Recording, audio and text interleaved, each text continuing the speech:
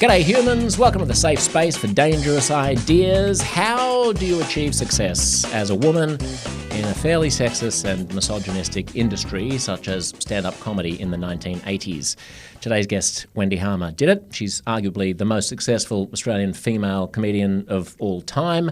At her peak, she was hosting the Logies, which is Australia's kind of Emmys and Oscars rolled into one. She's hosted radio shows. She's hosted television shows. She's basically entertainment royalty in Australia. I chat to her about how she got there and what it was like to be there and some of her missteps. I hope you enjoy it as much as I did. The one and only Wendy Harmer.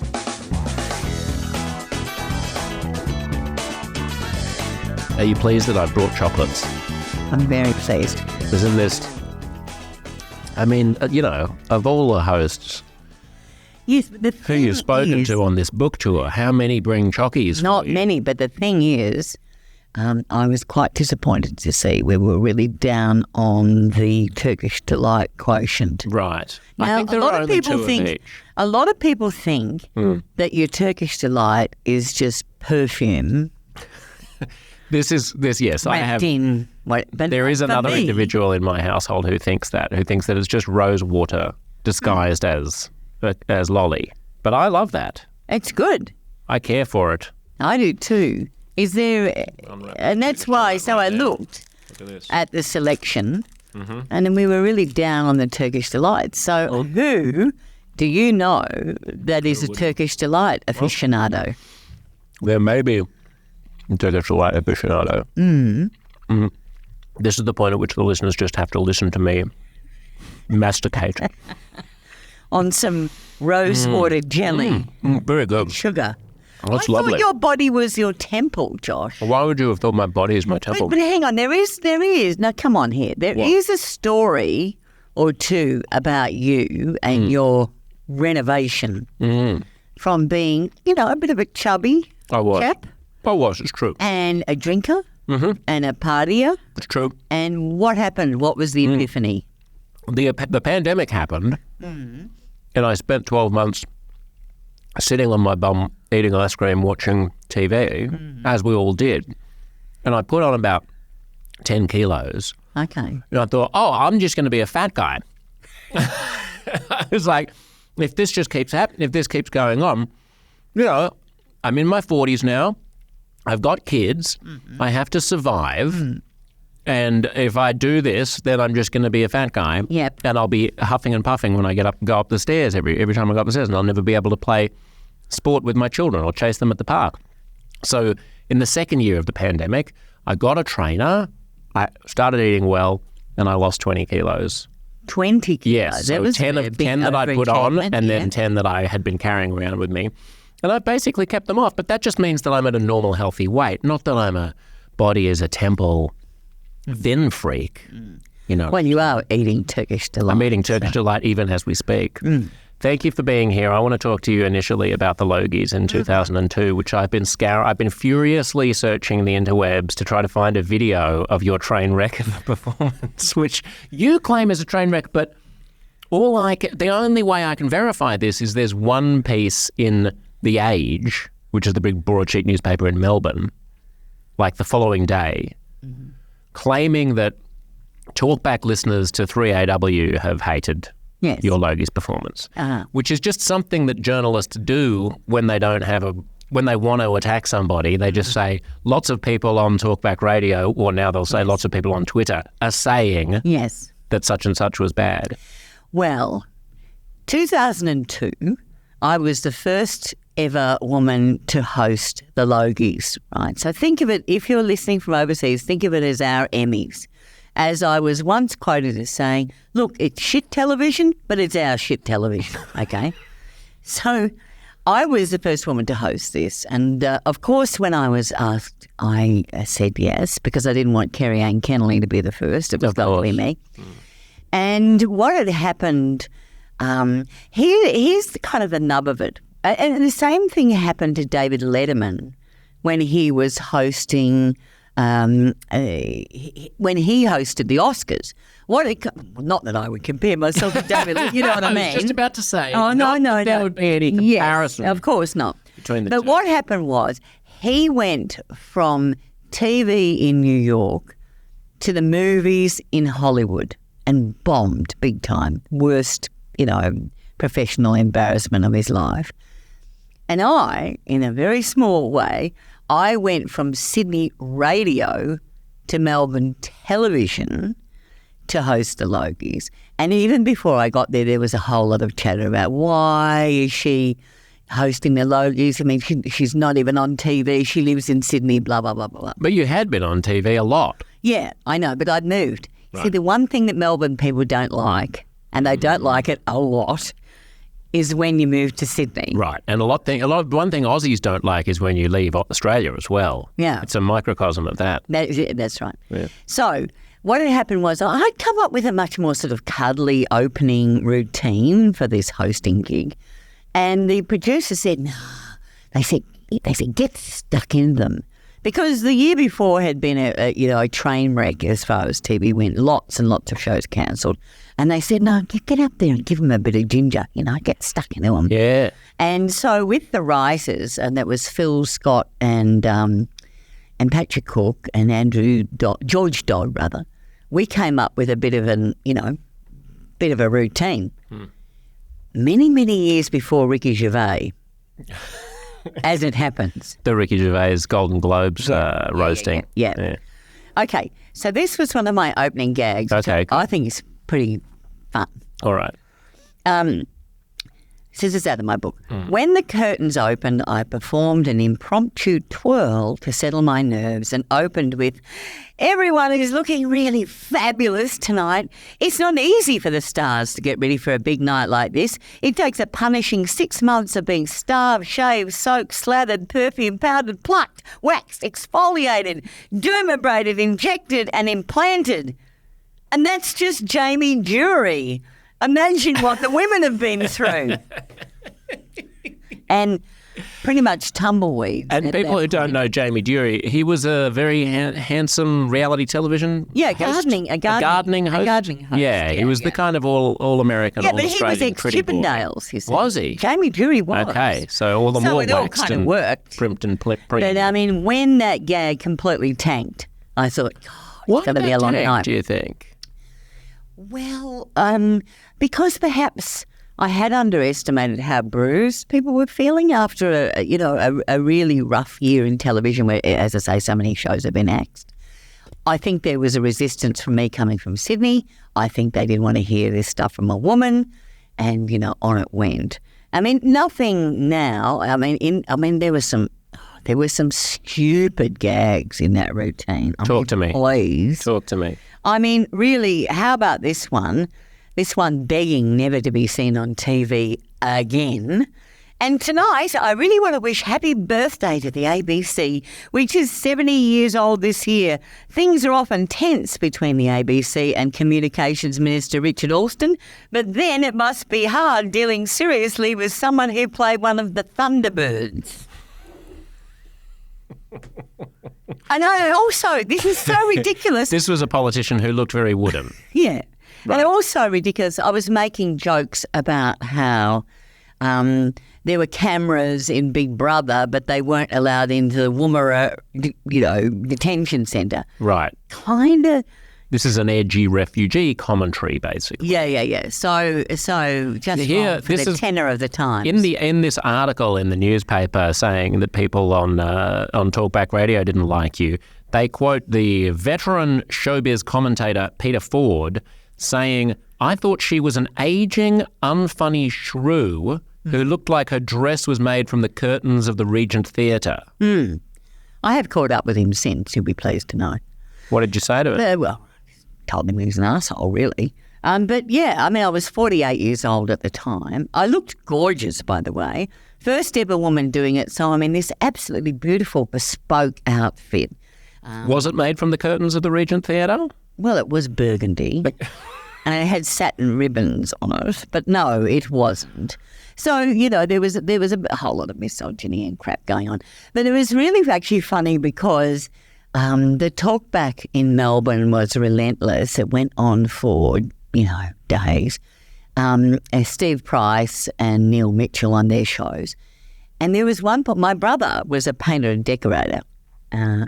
in Melbourne, and he'd been listening.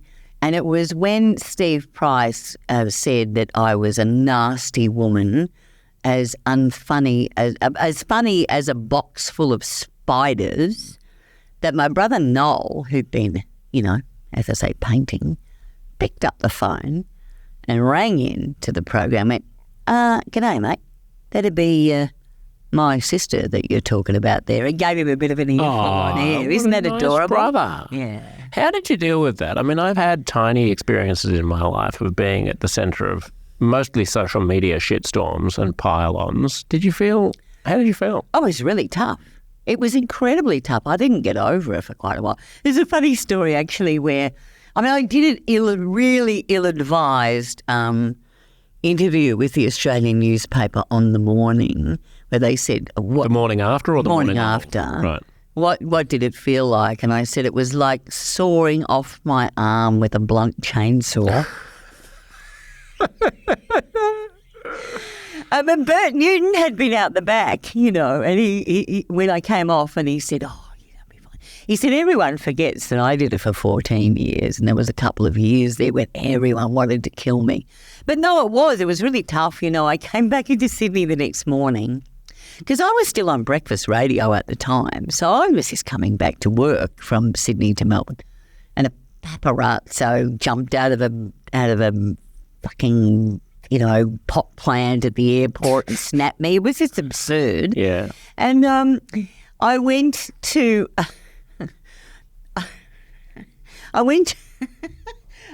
post-Logies lunch in Sydney, which is full of all, TV types and whatever.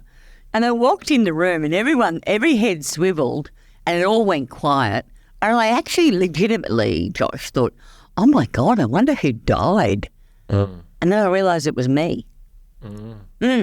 So, yeah, it was really tough, It was there were a few people who really stuck up for me, and there were a whole lot of people who didn't. And did you feel resentful that you were being piled on, or did you feel guilty that you'd broken a national icon? No, neither of those. Now, just for your reference here, of course, 2002, no social media. I've spoken to people since who have hosted, that awards night and been pilloried, and social media has made it, 100 times worse. I didn't think I'd broken the thing. No, not at all. And in fact, there's been a sort of a revisionist, movement about that performance. Channel 9, just a few years back, they did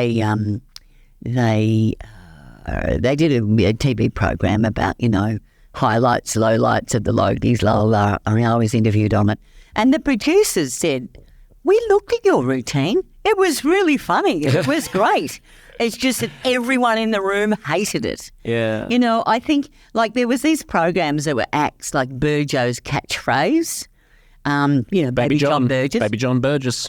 And one of the jokes was they knew the gig was up when the catchphrase was, "Clear out your desk. Security will be here in 10 minutes. I found out later on he was heartbroken. He said, I thought I really didn't think that you liked me. I'm going, man, it's a joke. Can you? It's a joke. Yeah. There were some really funny gags there. I wrote the some years ago when I was doing my online magazine, The Hoopla. I did a deconstruction of the whole routine. I got the routine out and I went through it line by line, with little annotations like, "This could be argued was my Waterloo," So take us back to before that night, and I want to talk about your rise in celebrity and in creative output in Australia originally as a breakthrough, as a breakthrough of a figure for women in comedy. What was the trajectory? Where was the moment at which, after going into stand-up, you started thinking, "This is actually getting traction. This is really happening for me"? Well, I guess it was sort of by increments, really. I do like to say that I came along in the 80s, and just at that time, I think if I hadn't arrived, someone would have had to invent me. Now, you've got to think about the milieu. In England, we've got not the 9 o'clock news, and we've got the young ones, and we've got French and Saunders, and then in the US we've got Whoopi Goldberg, and women comedy stars, the New York comedians, and probably Roseanne. I think that was a bit later. Okay. But certainly Rita Rudner and people coming through like that. And then in Australia, I just lob, And I often say if I hadn't arrived, someone would have had to invent me. So I was the first, by all accounts. I've often wondered if I was the first, but I think first woman to actually do stand-up, not character work. There were a whole lot of girls doing character work and cross-dressing and doing music and circus and all kinds of things, a cappella music, blah, blah, blah. But I came out, I'd been watching the boys do stand-up, and I thought, I reckon I could do this stand-up thing. And so I was pretty much the first gal who came out as Wendy, myself, outside of a character. And so I garnered a lot of attention, really, as I say, probably more than I deserved. And the really interesting thing is, Josh, that everyone says, it must have been riven with misogyny, and it must have been really... It was the opposite. It was the opposite. See, all the boys knew that half the audience were women, and there were no women doing stand-up. And I've been watching this. I've been watching people like... Peter Rosethorn and Glenn Robbins and Richard Stubbs and Shane Bourne doing stand-up and talking about their pets and their holidays and their parents and their cars and their footy teams. And half the audience was female in these comedy clubs. And I thought, well, where's the chick, Because I thought it was a real injustice. I mean, our lives were just as funny. And so... And because I'd been a journalist, I thought, I'm going to go. I can write these routines. I know how jokes work. I can see how it all works. And so I sort of went around with a bit of a page of stuff and said, would anyone like to do this? And everyone said, no. So I thought, well, that'll be me then. And so I stood up and I started, doing these routines. And one of the best compliments that I ever had was from one of my colleagues at The Joke, this comedy club in Collingwood. He said, when you're on, we hear something that we've never heard before. Instead of a ho, ho, ho, we hear a he, he, he. I mean, the pitch of the laughter changes. Yeah. So that was very cool, that was really great. And I really was, people have sort of asked me, why did you do that? What was pushing you? A great deal of what was pushing me was actually the injustice of it, that there were no women there. The one thing I've always hated, your friend Mr. Hitchens, women aren't funny. If you say women aren't funny, but the budgie can make you laugh, your pet dog can make you laugh, you say women aren't funny, it denies us a fundamental part of our humanity. And I really, really railed against that. So that's one of the reasons. Did you want to be a stand-up, qua stand-up, or did you want to use stand-up as a way of getting into the rest of the media? Oh, no, I'd left the media. Well, you'd left print media. I left newspapers. Yes, you left newspapers. Oh my gosh! Went into stand-up. No. There was. Did you want to have a TV show, a radio show, or something? There was no such thing as a TV or radio show for comedy then, Josh. How old is he, ladies and gentlemen? He is 12. What do you mean there was no such thing as comedy on the radio in the 1980s? But there wasn't. I used to listen to Doug Mulray. Not in Melbourne in that way, there wasn't. I don't know about Melbourne. What year are we talking about? We're talking about the late 80s? No, when I came to Sydney and was on and came to radio, that was 1992. Yeah.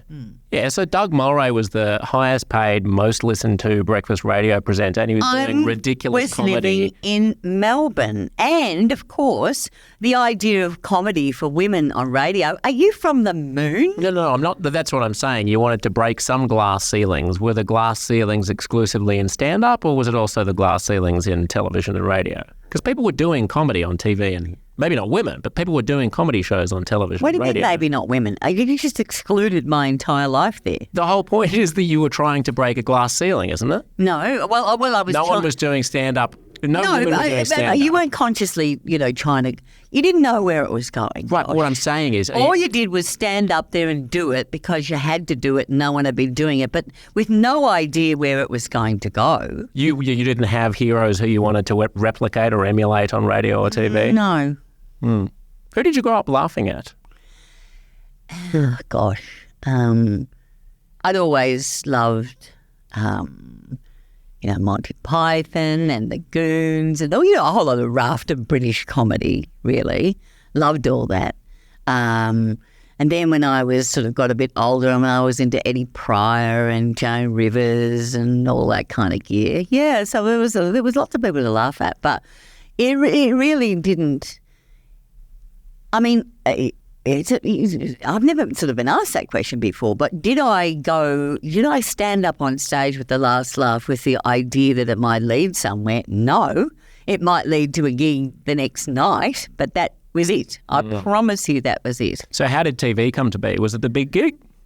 Well, what happened was I had written a show, a sketch show, that we were doing at The Last Laugh, and there was Jane Turner was in it, and Richard Stubbs, another great comic called Mark Neal, and it was a show called Sunburn. Well, one was Sunburn, Bloody Sunburn, and the next one was Sunburn the Day After.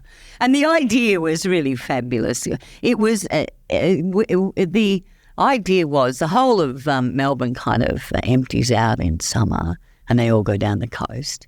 So this was going to be a scuzzy show in a comedy venue where you could have a cheap and nasty holiday and a cheap and nasty drink. And so we had all these sketches about, I was a policewoman, Senior Detective Sergeant Paula Duncan. Paula Duncan always hated me for that. But she'd come out and go, "Good evening, male and female Caucasians," and she'd be giving health and safety advice in the water and whatever. And then Mark Neal and Jane Turner, they were on the WANK fun bus, and they, giving out icy cold cans of Coke down the beach. And then Richard Stubbs was sort of in the sound booth, with these increasingly gruesome warnings about cyclones and people getting eaten by sharks and well. So anyway, it was mayhem. It was really fun, and it was huge. The show went sort of mega. And one night I was coming off stage, and there was a bloke who I'd never seen before who came to The Last Laugh, and he said, "Who wrote this show? Who wrote these sketches here?" And I went, "Well, I wrote most of them." And he said, "Oh," and off he went. I didn't know, but that was John Clark, right?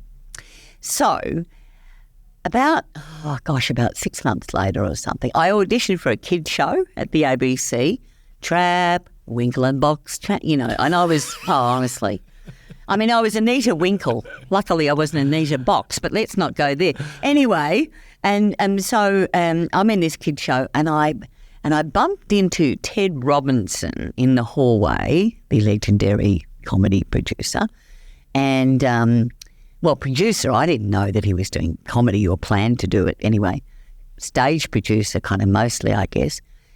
And he said, "We're doing this workshop for a political comedy, and John Clark says you can write. And would you like it's going to be at a church hall in Elwood, if you'd like to come along." So I rock up to this thing. There's Max Gillies. There's Patrick Cook. There's Phil Scott.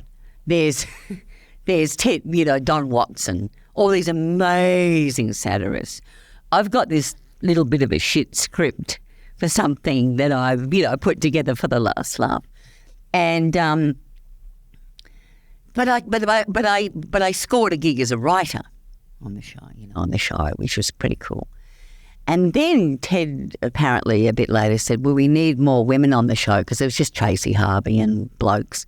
And John said, "Well, Wendy can perform and she can sing too." So within 2-3 weeks, I was on the Gillies Report on ABC TV with my head absolutely spinning. Amazing. So it was John Clark Yeah. Probably the greatest satirist Absolutely. Australia has produced. No, Who he picked you? absolutely plucked me out of the lineup. Wow. Yeah, I owe him so much. I miss him so much. He was a great mentor. If people don't know John Clark and Brian Dawes' sketches, they should listen to the one about the boat whose front fell off. Do you remember that sketch? Yes, I do. In fact, I should probably play a bit of it into the audio right now. This ship that was involved in the incident off Western Australia this week... Yeah, the one the front fell off? Yeah. Yeah, that's not very typical. I'd like to make that point. Well, how is it untypical? Well, there are a lot of these ships going around the world all the time, and very seldom does anything like this happen. I just don't want people thinking that tankers aren't safe. Was this tanker safe? Well, I was thinking more about the other ones. The ones that are safe? Yeah, the ones the front doesn't fall off. But Senator Collins, why did the front book fall off? Well, a wave hit it. A wave hit it? A wave hit the ship. Is that unusual? Oh, yeah. At sea, chance in a million. So what do you do to protect the environment in cases like this? The ship was towed outside the environment. Into another environment? No. It's been towed beyond the environment. It's not in the environment. No, but from one environment to another environment. No, it's beyond the environment. It's not in an environment. It has been towed beyond the environment. Well, what's out there? Nothing's out there. Well, there must be something out there. There is nothing out there. All there is sea and birds and fish. And 20,000 tonnes of crude oil. And what else? And a fire. And anything else? And the part of the ship that the front fell off. I want to tell you something that John Clark said, because I think this is really interesting for folk to think about. John Clark once said to me, he said, the difference between comedy and tragedy, it's really interesting. He said, if you promise to make people cry, and you don't, no one really minds. But if you promise to make people laugh, and you don't, people get really angry. Like, I mean, if you're watching the death scene from Camille or whatever, and you don't cry, you don't go, oh, I've been ripped off. But if you go to a comedy, you watch a scene in comedy which has been billed as, this is the most, you feel really angry. And the interesting thing about comedy, I think, is that most people can name a comedian that they really dislike.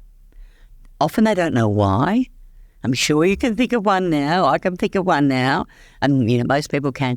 And it's almost visceral. I mean, and I think it feels to me like, well, of course, comedy is informed by culture and upbringing and, all that. So it's not universal, in any way universal.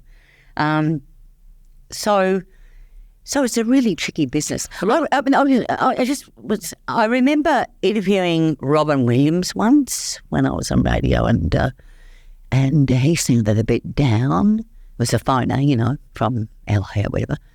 And I said, are you okay? And this is around, Good Morning Vietnam. So he's huge, absolutely huge. And he said, oh yeah. He said, I did a gig last night and they weren't my crowd. And you're going, who the fuck isn't Robin Williams? I mean, everyone loves Robin Williams. But I guess with comedy, it's the point. You're always sort of playing the angles, You're not, it's different to being a tragedian, being a comedian. It's a very different a tightrope that you walk. I think the only universal joke there is someone slipping on a banana skin and falling down a manhole. You know what I mean? That's the only joke that everyone... Yeah. Otherwise, it's about culture, it's about upbringing. That's the only joke that works, and it's a visual. It is also amazing how quickly comedy ages as well. Yeah. Even just watching Friends or Seinfeld. Oh, well, what about Little Britain? Right, yes. Yeah, absolutely. And I mean, that distinction between tragedy and comedy, do you feel that there's an analogue there between scripted comedy and unscripted comedy? Because when I was doing improv in New York, I always felt that... Oh, do tell. How much improv did you do? Where did you do it? I did it at UCB, at Upright Citizens Brigade, which was founded by Amy Poehler and those guys, those Saturday Night Live people. And I always found crowds to be so much more enthusiastic and supportive than in stand-up, where I feel like there's a bit of a thing where you can get a stand-up crowd that's sitting there going, all right, funny person, Yes. make me laugh. And I notice you just cross your arms. Yes. Because that's the the body. Yeah, that's the Do you body know what I language. think it is? Oh, no, you keep going. Finish that thought because I've got to. No, you jump in. All right. I'll wrap it up. So when you're up there and you're looking at a crowd, I think what you have to do is almost you have to as the performer almost cradle that crowd. What you have to say is, I'm not going to drop you. It will be fine. You have to understand that crowd is more embarrassed for you than you are for them. They don't want to be put in the position of watching you bomb because it's incredibly awkward and it's not nice and it's deeply unpleasant. So what you've got to do is you've got to say, I'll be fine no matter what. I won't drop you and we'll all be good. And then what you watch is this go to this. You watch the folded arms go to. You do, and you watch just people's physical stance really open, and then you know that you've kind of got a chance. But once there is that trust, you betray that trust, you're fucked. Yeah. You really are. Yeah. Because you've said, trust me, and then you stab them. And then, you tank. And once again, they are feeling, as I say, they're feeling very sad. How do I put it? They're embarrassed. It's funny. The last time I was in New York, I went to an 11:30 session at the Comedy Cellar on a Saturday night, and it was a weird crowd. It's 11:30. It's the last show. Half the people are drunk. Half the people are, at the end of their night. Some are tired, and the first couple of comics bombed and were sort of taken out on the crowd, joking about what a shit crowd it was. And then the last... That always works. It did not work. Cracker. Did not work. And then the last guy got up and just really took his time. Yep. And didn't try overtly and drew the audience in and made us come along with him. Yes. And did exactly what you're talking about, which is exuded an air of, don't worry, I got this. Yep. I'm a pro. We're going to go somewhere interesting. Yep. Together. Let's all be in this. I'm not going to attack you for not getting it. We're on this journey.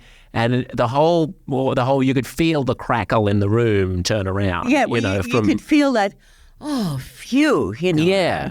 I mean, I got to the point where, I haven't done stand-up for a while, but I got to the point with my stand-up that if a joke really bombed, I would just laugh. I actually remember sitting at the back of a stage just laughing my head off because I thought, what an absurd situation this is, And we all recognise it. I mean, it's such a faux setup. It's so weird. This is why improv and like radio always appealed to me, and I'm interested in your feelings about radio because every time you can make someone laugh, if it's an off-the-cuff remark, is a massive win, and people really appreciate it, and they want to be made to laugh, and they love the feeling of like, are they going to be? Is this person going to be able to pull something out of their ass and make me laugh? Oh yes, it happened! Wow. Whereas in stand-up, I feel like the default is you have to make me laugh. As an audience, I'm speaking as the audience member here.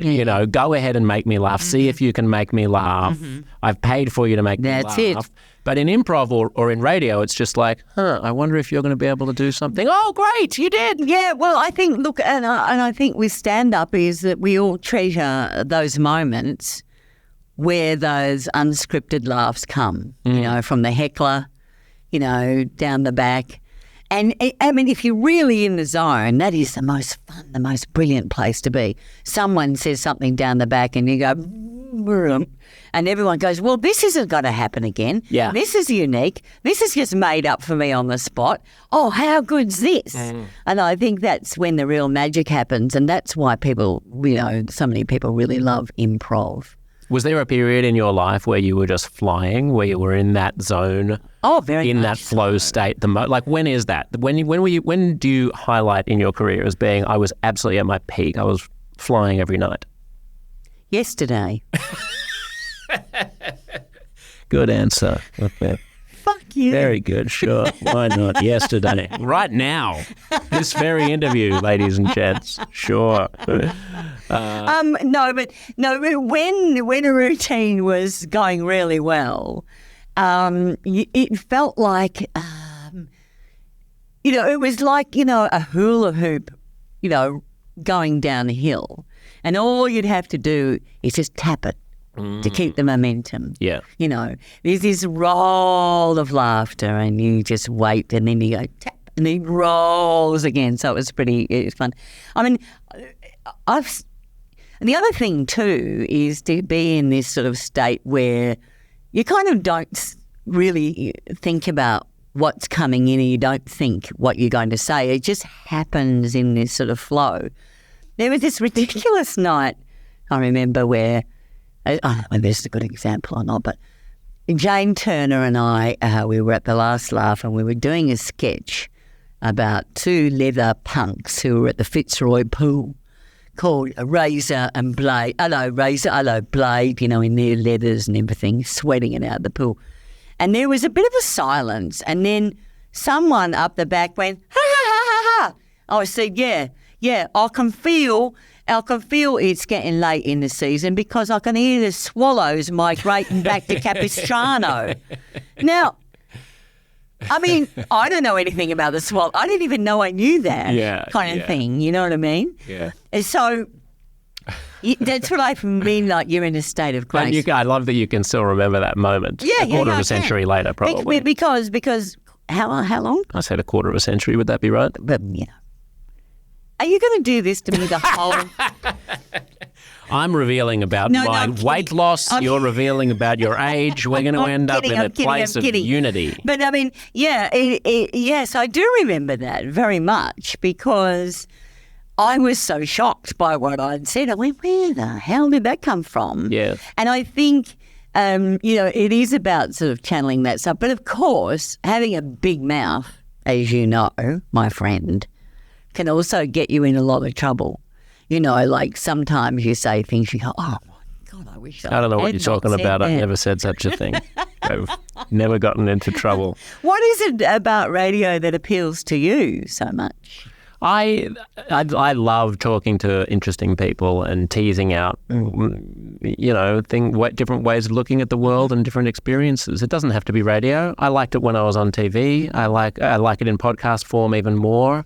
I mean, people are fascinating. There's a big world out there. There's a lot to understand about it. And I am but one tiny little mammal crawling across the surface of this rock, whizzing around a star on an outer spiral arm of our solar system. And I want to understand as much as I can before I cark it. Are you just channeling Brian Cox a little for bit, a moment? A little bit. Well, the thing that I love about radio is, because I've worked, in TV and stage sketch comedy. I've worked in journalism and books and stuff. You can think of something and you can make it happen. Like you can get, when you're in a really, really fantastic team and you've got resources, you can think of something and then they run around to the production booth and they, you put the bells and whistles on it and then it's on air in 2 seconds. And that immediacy of that creative process that happens like that and then it's on air in a minute is the most exciting thing that can happen. Yeah. And there's not a lot of places where you can do that. You can't even do it on TV. It's almost improv, but obviously it isn't. But it's probably the closest thing. Well, certainly when I was doing sketches, when I was writing and performing satirical sketches, which was my first radio job for Mike Carlton, yes, being able to conjure up the idea of Alexander Downer parachuting into Baghdad ahead of the Iraq War in fishnet stockings, and then they put on the sound effect of the helicopters and Ride of the Valkyries and everything, and there's a whole universe that's being created that people can visualize using only sound. That's great. But I don't do that anymore. Yeah, but even more than that, though, being able to do it like turn it around a dime on that morning. Yeah. In moments. That is really exciting. I've always been attracted to the radio and stand-up and books because once that red light's on, once you're on stage, once you've got the pen in your hand, there is no one telling you what you can't do. Yeah. And I am inherently bossy. That's why one of my characters was a policewoman. And so I love that, on radio, it's so fun on radio where you're doing something and the red light's on and you can see your boss outside the window going, stop doing that. Bang, bang, bang on the glass. And you're just going, and you keep going, it's so fun. Yeah. On the conjuring up of amazing, sort of mental images, I remember reading, I think it might have been John Mulaney. I love John Mulaney. Yeah, talking about you being hired by. To hear the rest of this conversation, go to uncomfortableconversations.substack.com/listen and you will get your own personal premium podcast feed with at least 3 extra episodes of the podcast every month and heaps of extra stuff, including the remainder right now of the fabulous conversation you've just been hearing. If it was worth listening to this much of, don't rob yourself of the rest. Pull out your phone right now and search for Uncomfortable Conversations on Substack.